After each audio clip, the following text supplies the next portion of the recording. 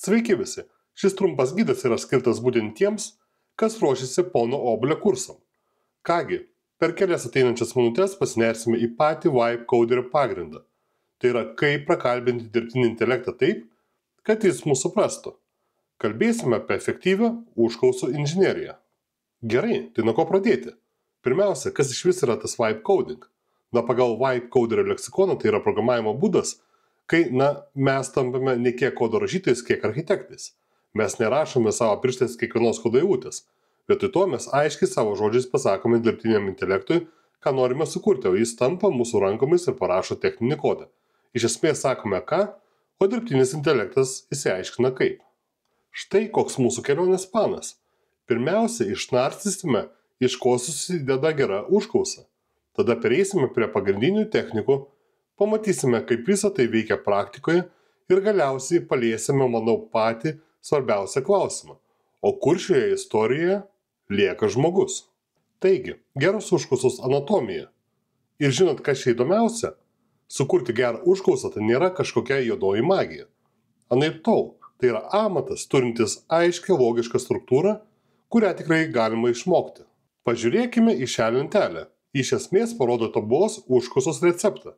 Kiekvienas komponentas tai ingredientas. Pirmiausia, persona. Pagalvokime apie tai, ar mums reikia Michelin žvaigždutėmis įvertinto šefo, ar greito maisto specialisto. Nurodydami rolę mes nustatome dirbtinio intelekto patirties lygį ir stilių. Toliau instrukcijos. Tai tiesiog recepto punktai, aiškus ir konkretus. Tada eina kontekstas. Ir šis yra labai svarbus. Dirbtinis intelektas juk nežino, ką turime šaldytuve. Mes turime jam duoti visus reikiamus ingredientus, esamą kodą, duomenų struktūras. Pavyzdžiui, tai tarsi patiekalo nuotrauka meniu. Parodome, kaip norime, kad atrodytų galutinis rezultatas. Ir galiausiai formato nurodymas. Tiesiog pasakome, kaip patiekti patiekalą, ar lėkštėje, ar dėžutėje įsinešimui. O atsakymas turi būti JSON formatu ar tiesiog kodo gabalas. Kai viską sudedame kartu, dirbtinis intelektas gauna krištolo skaidrumo užduotį. Viskas paprasta, tiesa? Gerai, dabar kai jau žinome, iš ko susideda užklausa, metas daryti įrankių dėžutę. Pažiūrėkime, kokias pagrindinės technikas turime savo arsenale. Iš esmės viską galima suskirstyti, į 5 pagrindinės kategorijas. Viskas prasideda nuo paprastų tiesioginių komandų, bet po to pereina prie kur kas įdomesnių dalykų – tobulinimo, skaidimo, netgi argumentavimo, kur mes prašome DI paaiškinti savo mąstymo eigą. Ir štai vienas iš pirmųjų pasirinkimų, su kuriuos susidurime. Ar duoti DI pavyzdžių ar ne? Pagalvokime apie tai taip. Zero shot, tai kaip pasakome, nupiešk katę. Greičiausiai gausime katę. Bet few shot, tai kaip rodome kelis japoniško anime stiliaus kačių paveikslėlius ir sakome, nupiešk katę štai tokiu stiliumi. Skirtumas akivaizdus, ar ne? Paprastoms užduotims, kaip sudėti 2 skaičius, pavyzdžių nereikia. Bet kai reikia specifinio formato ar rezultato, keli geri pavyzdžiai gali pakeisti viską. O dabar be galo svarbi idėja. Užklausų kūrimas nėra vienkartinis šūvis tamsoje, anaiptol. Tai yra interaktyvus tobulinimas. Tai labiau panašu į pokalbį. Pradedame su paprasta idėja. Dirbtinis intelektas mums atsako, mes pažiūrime, kas gerai, kas blogai ir patiksliname savo užklausą ir taip kartuojame, kol rezultatas tampa tobulas. Tai nuolatinis dialogas. Vaidmens priskirimas. Ši technika yra tiesiog fantastiška. Kai pasakome dirbtiniam intelektui, elgias kaip kibernetinio saugumo ekspertas ir peržiūrėk šį kodą, mes akimirksniu pakeičiame jo mąstymo būdą. Jis nebebus tiesiog bendro profilio programuotojas. Jis įsijungs saugumo specialisto režimą ir ieškos pažeidžiamumų, apie kuriuos galbūt net nepagalvojame. Tai vienas galingiausių būdų gauti aukštos kokybės specializuotus atsakymus. Gerai, teorijos pakaks. Laikas pamatyti, kaip visą tai veikia realybėje. Pažiūrėkime į kelis pavyzdžius, su kuriais esu tikras, susiduria absoliučiai kiekvienas pradedantysis programuotojas. Šis klausimas. Manau, tai yra programuotojų mantra. Kodėl mano kodas neveikia? Kiekvienas iš mūsų tai sakė, šaukė, rašė formose vidury nakties ir štai tipiška pirmoji reakcija. Tiesiog mesti kodo gabalą ir paklausti. Padėk suprasti, kodėl tai neveikia. Atrodo logiška, bet tai tas pats, kas eiti pas gydytoją ir pasakyti, man skauda. Gydytojas paklaus, o kur, o kaip, o kada. Lygiai taip pat ir DI. Jam trūksta konteksto, todėl ir atsakymai dažnai būna niekiniai. O dabar pažiūrėkime, kaip atrodo kur kas geresnis variantas. Mes ne tik pateikime kodą, mes duodame visą receptą. Pirmiausia, priskiriame rolę. Elgsies kaip patyręs Python programuotojas. Jau geriau. Tada kontekstas. Kuriu Flask aplikaciją. Štai mano app.py failas. Puiku. Tada konkreti problema. Gaunu 500 klaidą, kai bandau atidaryti /users puslapį. Ir galiausiai aiškus tikslas.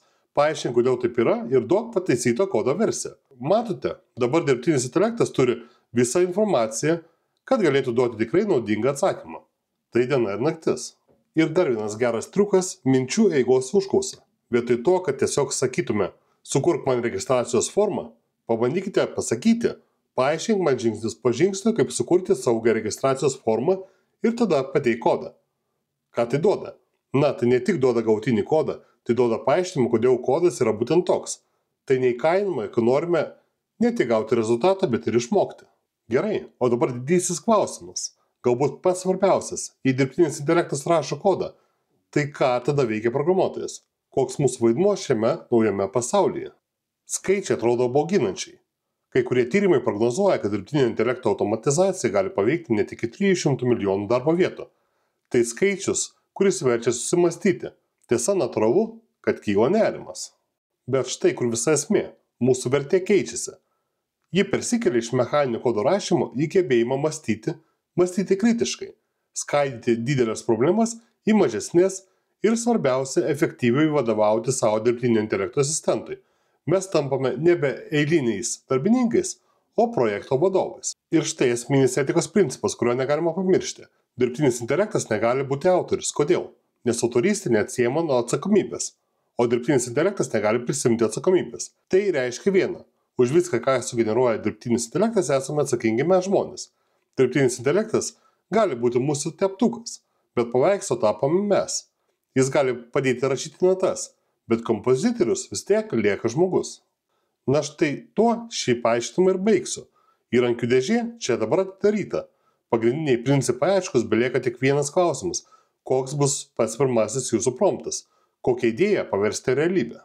O savo idėją realybę galėsite paversti jau šį savaitgalį, kadangi vyks didžiuliai vibe coding mokymai, bilietai vis dar parduodami ir jei turite laisvą savaitgalį lapkričio 22-23 dienomis, labai jūs kviečiu sudalyvauti šiame kurse ir galimai netgi pakeisti savo gyvenimą, galbūt pakeisti savo karjerą, atrasti naujų vibe codingo triukų, išmokti, kaip įgalinti dirbtinį intelektą dirbti jums. Ir tai, ką šiandien matėte video, buvo tik tai labai mažytė dalis to, apie ką mes kalbėsime jau šį ateinantį savaitgalį. Taigi, savo vietas galite rezervuoti ponasobalys.lt. Nuorodą rasite aprašymų skilty, o šiam video buvo tiek. Ačiū, kad žiūrėjote. Iki pasimatymo mokymuose. Ate.